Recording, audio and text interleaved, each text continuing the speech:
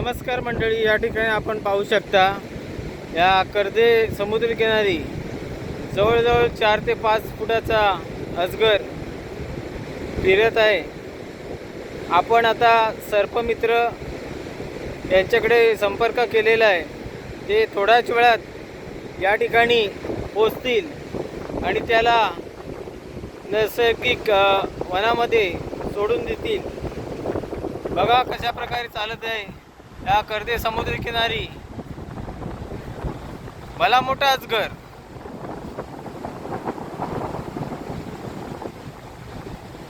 आपण सर्पमित्र येईपर्यंत इथे थांबणार आहोत। बघूया कोणत्या प्रकारे ते पकडून त्याला घेऊन जातात।